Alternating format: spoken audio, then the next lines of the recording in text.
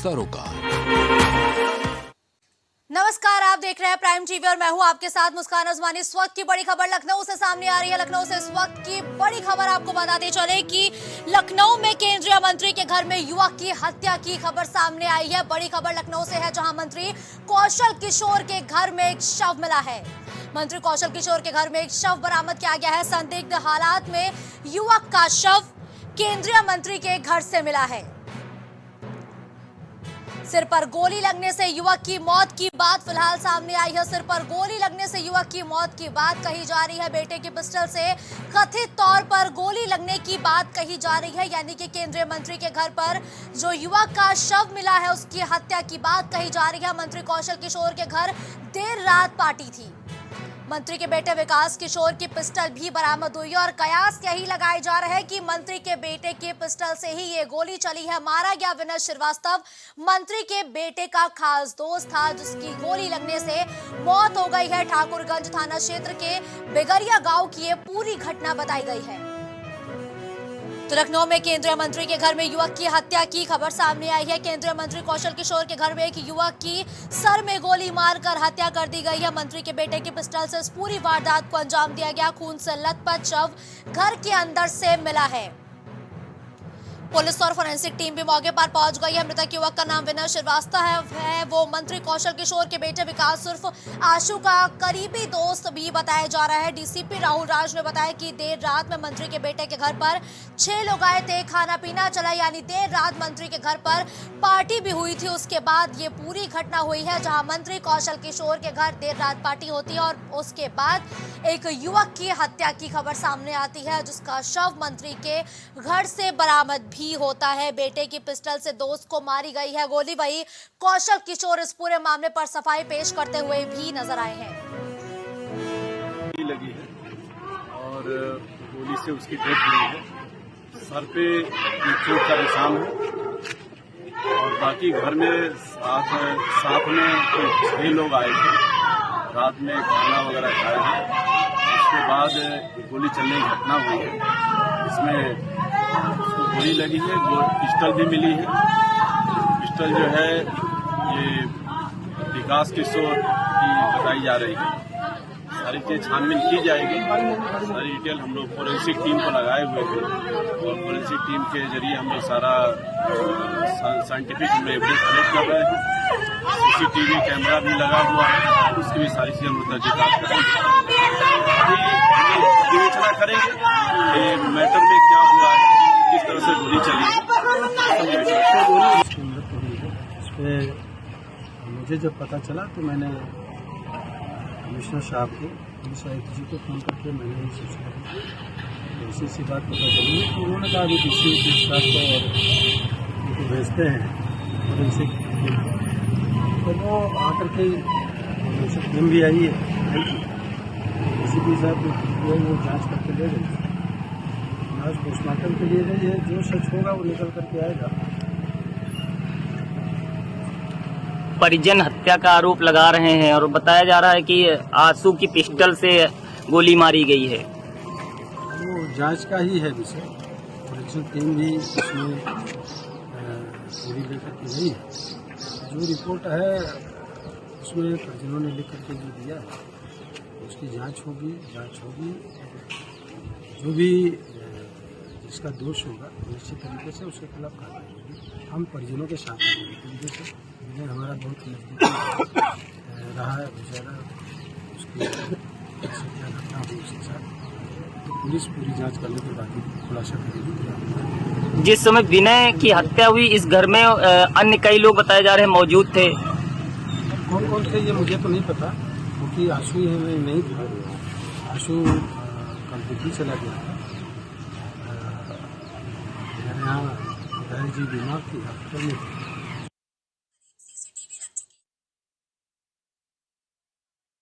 सामने आ रही है, जहां पर लखनऊ में केंद्रीय मंत्री के घर में एक युवक की हत्या किए जाने की खबर है। बेटे की पिस्टल से दोस्त को मारी गई गोली। कौशल किशोर बोले घटना के वक्त बेटा नहीं था।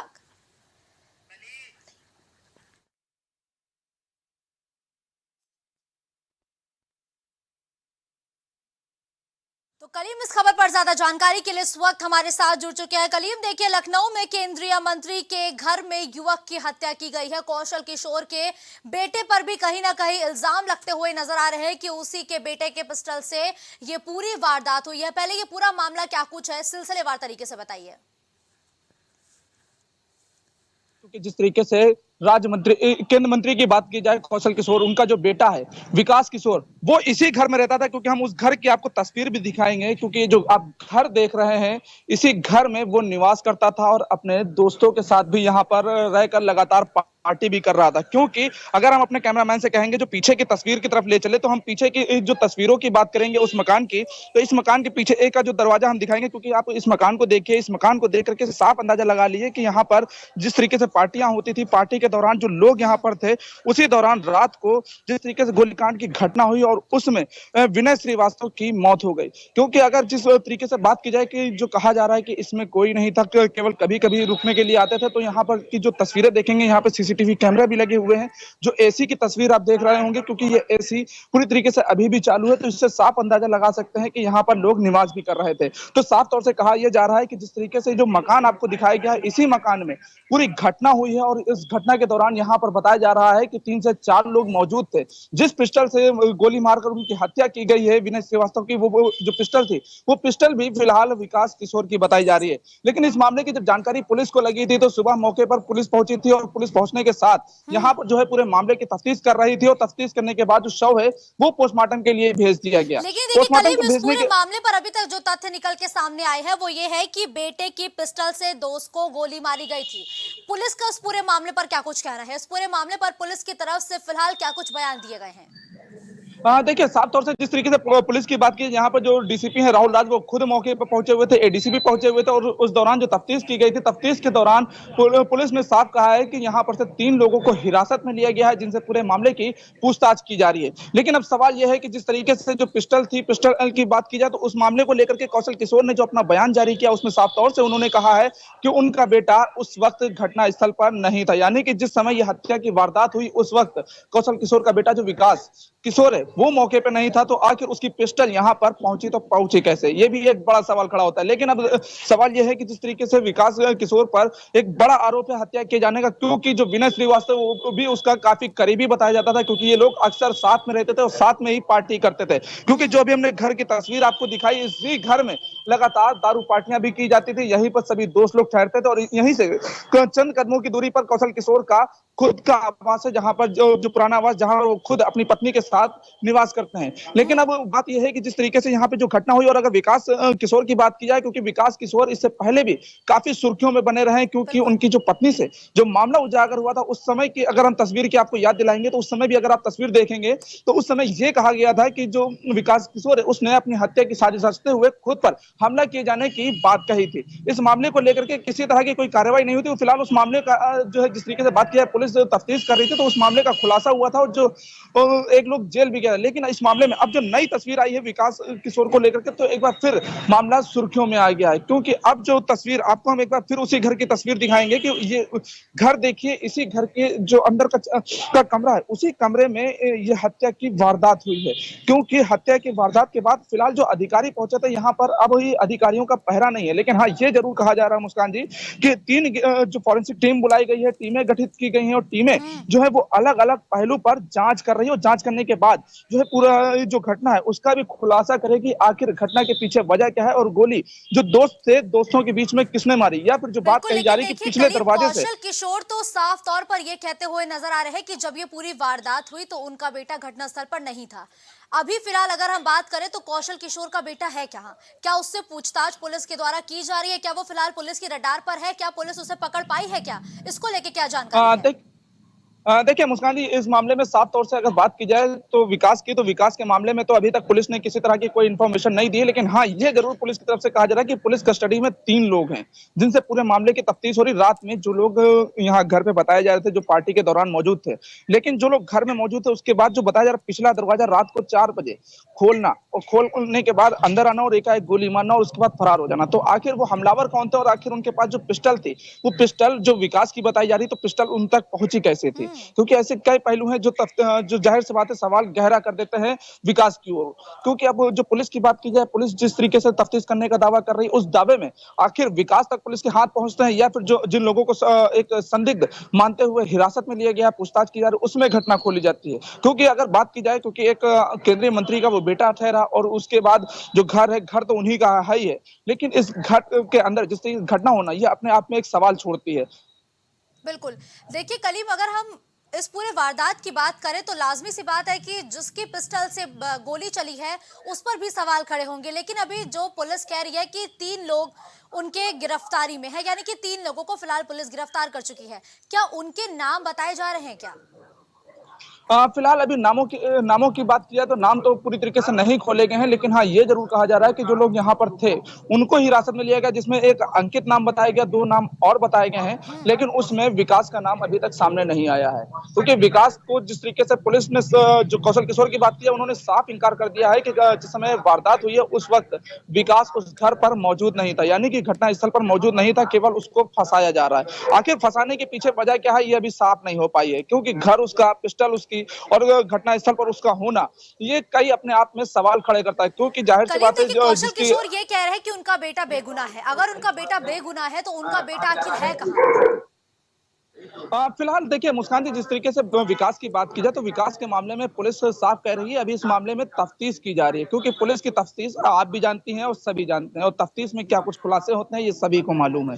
लेकिन अब बात यह है कि जिस तरीके से तफ्तीश का जो दावा किया जा रहा है, वो दावे कितने खरे उतरते हैं, उस तफ्तीश के आधार पर गिरफ्तारियां क्या होती हैं, ये सवाल है। क्योंकि अब विकास की जो बात है, विकास के ऊपर एक बड़ा आरोप है, क्योंकि परिजनों की जो बात है, परिजनों का जो आरोप है, उन आरोपों के आधार पर अब जो जांच पड़ताल है उसमें गिरफ्तारियां किसकी होती है और हत्या के पीछे वजह क्या आती है। क्योंकि दारू पार्टी के दौरान ये हत्या होना और जिस तरीके से इस घर में पार्टियां होती थी, उन पार्टियों के बीच में ये हत्या होना तो कहीं ना कहीं एक अपने आप में सवाल को छोड़ता है। लेकिन सवाल अब ये है कि क्या दारू के पीछे हत्या हुई या फिर किसी रंजिश के तहत हत्या हुई या फिर कोई विवाद हुआ, उस विवाद के दौरान उसकी गोली मारकर हत्या की गई। क्योंकि हत्या तो हो ही गई है, बड़ी वारदात हो गई है, वो भी कौशल किशोर के आवास पर हुई है, तो अपने आप में अब देखना यह है कि जो पुलिस बिल्कुल ठीक है, दावा कर लेकिन रही है देखिए उस दावे कलीम, के जैसे आधार पर। अब ये एक बड़ी खबर है क्योंकि केंद्रीय मंत्री के घर पर एक युवक का शव मिलता है और केंद्रीय मंत्री के बेटे का करीबी दोस्त बताया जाता है जिसकी गोली मारकर हत्या हो जाती है।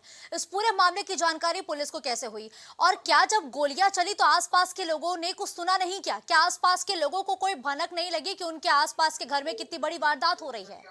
देखिए मुस्कान जी, एक बात की जाए अगर आस पड़ोस के लोगों की, तो आस पड़ोस के लोग अभी इस मामले में कुछ भी बोलने से कतरा रहे हैं। क्योंकि उन लोगों ने अभी से सीधा चुप्पी साध रखी है। क्योंकि चुप्पी जो साधी हुई है उसके पीछे कहीं ना कहीं वजह यह है कि एक जो राजनीतिक दबाव या फिर पुलिस का दबाव, क्योंकि केंद्रीय मंत्री खुद कौशल किशोर है और जिस तरीके की घटना है, तो घटना जिस तरीके से घर के बगल में जो पड़ोसी हैं उन्होंने भी अभी तक किसी तरह के कोई बयान नहीं दिया, क्योंकि उनसे जब बातचीत की जा रही तो वो लोग भी बोलने से कतरा रहे हैं। लेकिन अब जिस तरीके से पुलिस को सूचना की बात की जाए तो सुबह जो पुलिस को सूचना मिली थी उस आधार पर पुलिस यहाँ पे पहुंची थी। क्योंकि पुलिस कंट्रोल रूम पर जिस तरीके से सूचना दी गई, सूचनाकर्ता कौन था, अब इस मामले में जो पड़ोसी की बात की जा रही, उस आधार पर यहाँ पे जो लोग पहुंचे हैं, पुलिस पहुंची थी। लेकिन पुलिस ने इस मामले में केवल इतना बताया है कि अभी इस मामले में जांच पड़ताल चल रही है, जांच पड़ताल में जो खुलासा होगा, टीमें गठन की गई हैं, वो टीमें अलग अलग पहलू पर जांच कर रही हैं। लेकिन आखिर इसमें खुलासे की तरफ कितना पुलिस बढ़ पाई है, इस पर किसी तरह का कोई जवाब नहीं दिया गया है। बिल्कुल ठीक है, धन्यवाद करीम इस खबर पर हमारे साथ जुड़ने के लिए। तो देखिए मंत्री कौशल किशोर के घर में एक शव बरामद किया गया और कहा जा रहा है कि मंत्री के बेटे की पिस्टल से युवक की गोली मारकर हत्या की गई है। फिलहाल पुलिस के गिरफ्त में 3 लोग हैं, उनसे पूछताछ की जा रही है और इस पूरे मामले का खुलासा हो इसके लिए टीमें भी गठित कर दी गई हैं। राजधानी दिल्ली में आज भारतीय जनता पार्टी की बड़ी बैठक होने जा रही है। लोकसभा चुनाव के मद्देनजर पार्टी के कॉल सेंटर स्थापित करने के लिए वर्कशॉप का आयोजन किया जा रहा है। केंद्रीय गृह मंत्री अमित शाह वर्कशॉप का उद्घाटन करेंगे। वहीं बीजेपी के राष्ट्रीय महामंत्री सुनील बंसल, विनोद तावड़े, केंद्रीय मंत्री भूपेंद्र यादव भी शामिल होंगे। इसके अलावा राज्यों के पार्टी की IT सेल के नेता भी शामिल होंगे। बता दें कि पीएम मोदी ने एनडीए सांसदों की बैठक में सभी सांसदों को अपने अपने क्षेत्र में कॉल सेंटर स्थापित करने की सलाह भी दी थी। तो लोकसभा चुनाव के मद्देनजर आज भारतीय जनता पार्टी की बड़ी और अहम बैठक होनी है। लेकिन आज की राजनीति 2 बड़ी चीजों पर टिकी होगी। जहां एक तरफ मुंबई में विपक्षी दलों की बैठक INDIA चल रही है, तो वहीं दूसरी तरफ दिल्ली में भारतीय जनता पार्टी की एक बड़ी बैठक होनी है। लोकसभा चुनाव के मद्देनजर आज दो बड़ी बैठकें होंगी, जिसमें दोनों ही बैठकों में आगे की रणनीति क्या हो इस पर चर्चा की जाएगी। देश भर में कॉल सेंटर स्थापित किए जाएंगे, ये योजना है भारतीय जनता पार्टी की। सुहानी इस खबर पर ज्यादा जानकारी के लिए हमारे साथ जुड़ चुके हैं। सुहानी, देखिए, आज दिल्ली में भारतीय जनता पार्टी की बड़ी बैठक होनी है। देश भर में कॉल सेंटर को स्थापित किए जाने की बात की जा रही है। कॉल सेंटर स्थापित करने की वजह क्या है सुहानी? क्या फायदा होगा भारतीय जनता पार्टी का इससे?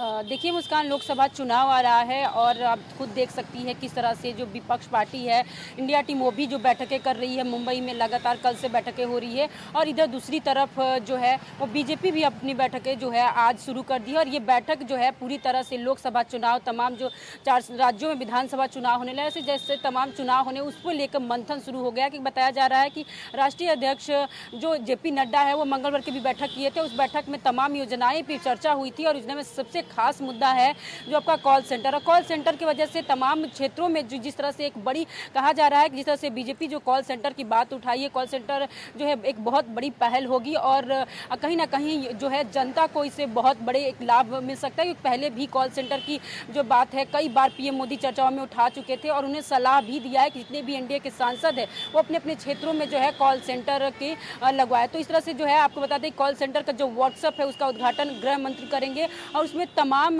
जितने भी मंत्री हैं, जिस तरह से महामंत्री सुनील बंसल, विनोद ताड़वा और कैसे जितने भी केंद्रीय मंत्री हैं वो भी इसमें शामिल हो सकते हैं। IT सेल के जो नेता वो भी शामिल हो सकते हैं। तो कहा जा रहा है कहीं ना कहीं जो IT जिस तरह से ये आपको कॉल सेंटर की बात भी जो है बीजेपी कर रही है, कॉल सेंटर से जो जितने भी जनता है उनको कहीं ना कहीं बहुत बड़ी एक लाभ मिलेगा और उच्च स्तर पे उन्हें इससे फायदा हो सकता है। लेकिन बात करें बीजेपी की, तो बीजेपी कॉल सेंटर से जनता को लाभ मिलेगा।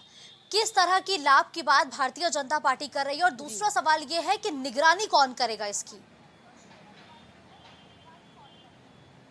देखिए मुस्कान, इससे बात की जाए अगर बीजेपी की, तो बीजेपी जो हमेशा जो है बदलाव की नीति से चलती है और अपनी ही नीतियों को बदलाव करती है और अलग अलग योजनाएं भी लाती है। लेकिन जिस तरह से कॉल सेंटर की बात की जाए, तो कॉल सेंटर की बात की तो इसमें कॉल सेंटर की जनता की इस पर लाभ खुद आप देख सके पहुंच सकता है। और इसकी निगरानी की बात की जाए तो इसकी निगरानी के लिए भी जो बीजेपी सरकार है वो पूरी इस पर जो है सर्वे कर रही है और इन पर जो है अपने जितने भी सांसद हैं उनको भी ये सलाह दे चुकी है। तो उसके लिए तमाम जो क्षेत्रों में सर्वे आ रही है और उसके लिए भी जो है अपने कॉल सेंटर के लिए भी योजनाएं निकालेगी या वैकेंसी निकालेगी। तो इस तरह से कहा जा रहा है कहीं ना कहीं ये जनता के लिए बहुत ही एक अच्छी पहल है और उसे साफ तौर पे से पूरे उनके सहायता भी हो सकता है। लेकिन जो बीजेपी है वो तमाम योजनाएं लाती है और विपक्ष कहता है कि जब भी चुनाव आता है ऐसी सी योजनाएं जो है बीजेपी लाती है। लेकिन आप खुद देख सकती हैं कि जिस तरह से बीजेपी सरकार में बनी रह रही है इन नई योजनाओं के साथ ही, और ये अलग अलग जो योजनाएं लाती है और नीतियों में बदलाव करती है, इन्हीं के कारण जो है बीजेपी की सरकार जो है बनी रहती है। क्योंकि आप खुद देख सकती है 370 लेके आई और 3 तलाक हटाए और कई देश भर की निगाह टिकी हुई है। भारतीय जनता पार्टी की बैठक दिल्ली में हो रही है, तो वही इस बैठक का काउंटर मुंबई में दिया जा रहा है, यानी कि विपक्षी दलों INDIA की बैठक मुंबई में हो रही है। इन दोनों ही बैठकों की बड़ी बातें क्या है? क्या इन दोनों ही बैठकों के जरिए दोनों ही दल अपना अपना शक्ति प्रदर्शन कर रहे हैं क्या? देखिए मुस्कान, ये बहुत बड़ी एक लोकसभा चुनाव के लिए दोनों जो पार्टी है अपनी जोड़ तोड़ लगा कर बैठी है। क्योंकि जिस तरह से उसमें 28 दल जो है इंडिया में 62 नेता है और उनका एक ही मंथन है कि उसमें जो है PM पद के उम्मीदवार कौन होगा। और दूसरी बात की जाए इंडिया टीम की, तो इंडिया टीम भी अपनी एक भी कसर जो लोकसभा की छोड़ना नहीं चाहती है।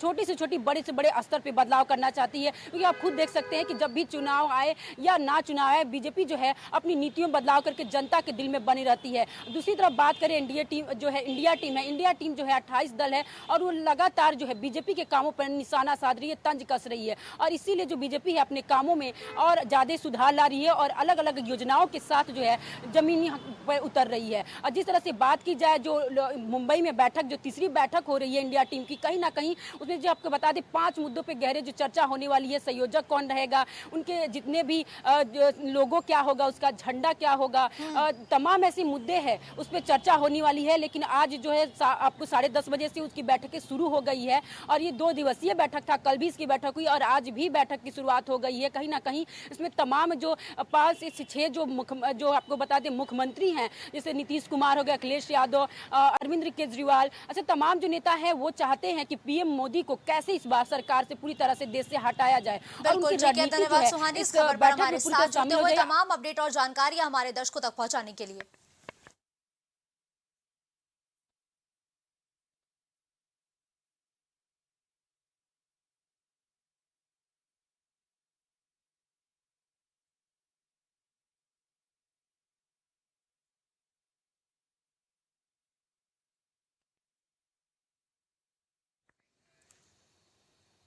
तो मुंबई में चल रही इंडिया गठबंधन की बैठक का आज आखिरी दिन है। आज सुबह 10:15 बजे सभी नेताओं का फोटो सेशन हुआ। उसके ठीक बाद 10:30 बजे गठबंधन का लोगो लॉन्च किए जाने का समय निर्धारित किया था, लेकिन फिलहाल कुछ कार्यक्रम में देरी हुई है। दूसरे दिन की बैठक जारी रहेगी। दोपहर 2 बजे लंच का कार्यक्रम होगा और लगभग 3:30 बजे गठबंधन नेताओं की एक बड़ी प्रेस कॉन्फ्रेंस होगी। विपक्षी दलों के गठबंधन यानी कि INDIA की बैठक के पहले दिन कई मुद्दे तय किए गए। बैठक में उद्धव ठाकरे और कांग्रेस अध्यक्ष मल्लिकार्जुन खड़गे ने एजेंडा रखा।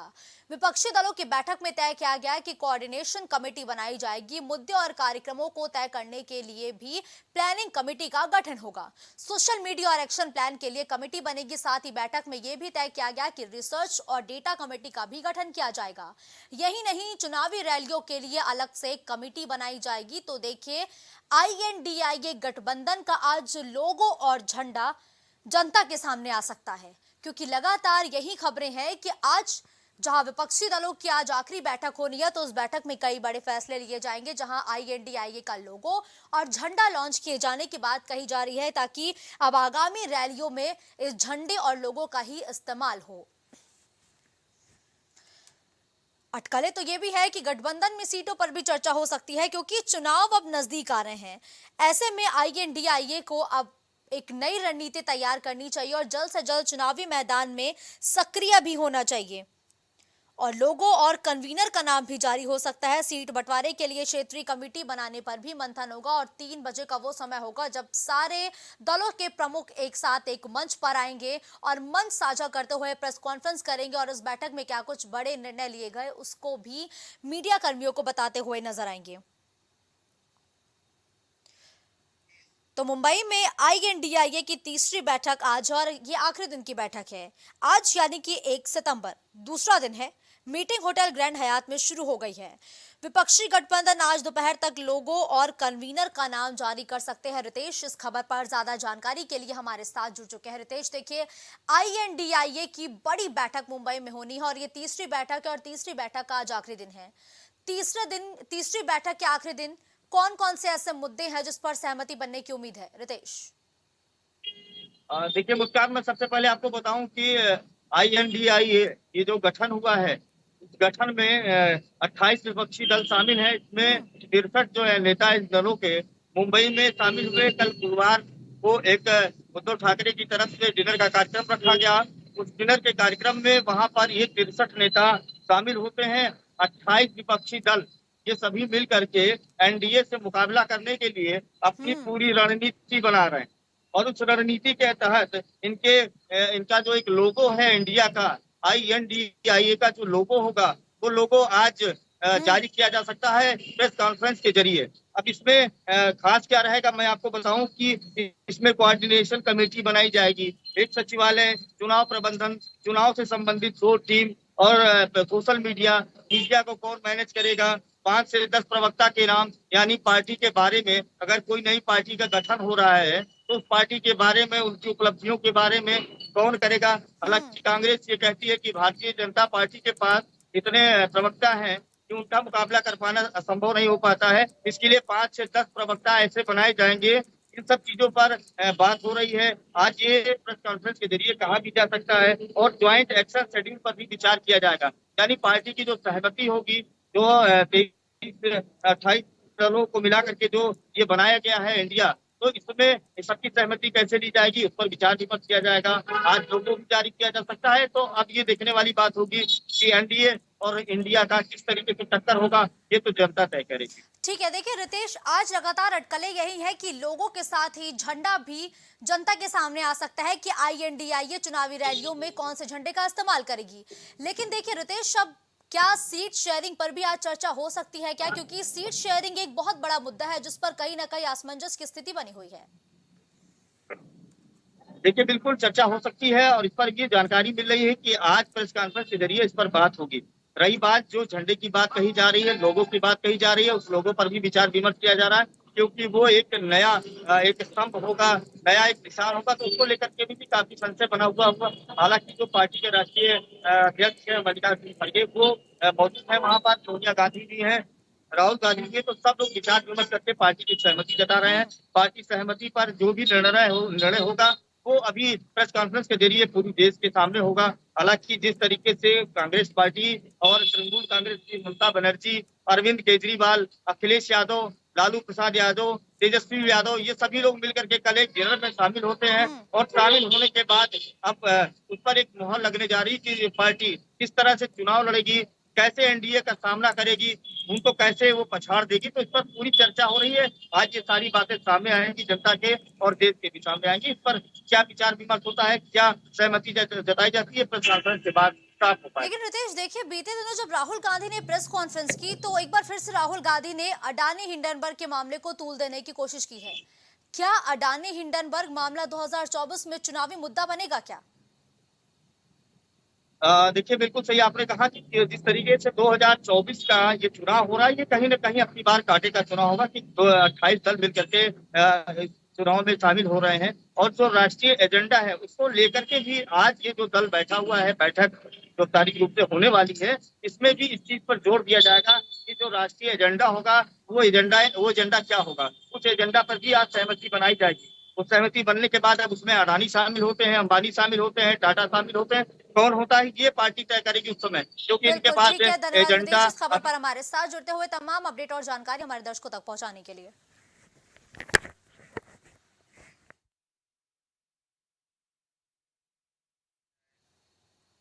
हर एक गुजरते दिन के साथ माफिया मुख्तार अंसारी की मुश्किलें लगातार बढ़ती हुई नजर आ रही है। वहीं आज गैंगस्टर मामले में MP MLA कोर्ट में माफिया मुख्तार की सुनवाई होगी। मुख्तार पर 2010 में गैंगस्टर एक्ट के तहत मुकदमा दर्ज हुआ था।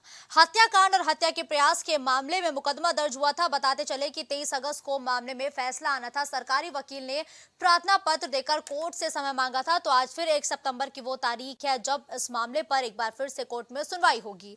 2010 में गैंगस्टर एक्ट के तहत मुकदमा दर्ज हुआ था, जिसके मामले पे आज सुनवाई होनी है। वही माफिया मुख्तार अंसारी की मुश्किलें अब बढ़ भी सकती हैं, क्योंकि लगातार माफिया मुख्तार अंसारी के खिलाफ फैसले कोर्ट की तरफ से आ रहे हैं। तो इसी में अब उम्मीद है कि आज जो फैसला आएगा, हो सकता है कि माफिया मुख्तार अंसारी को राहत मिलने की बजाय उनकी मुश्किलें और बढ़ती हुई नजर आ जाए।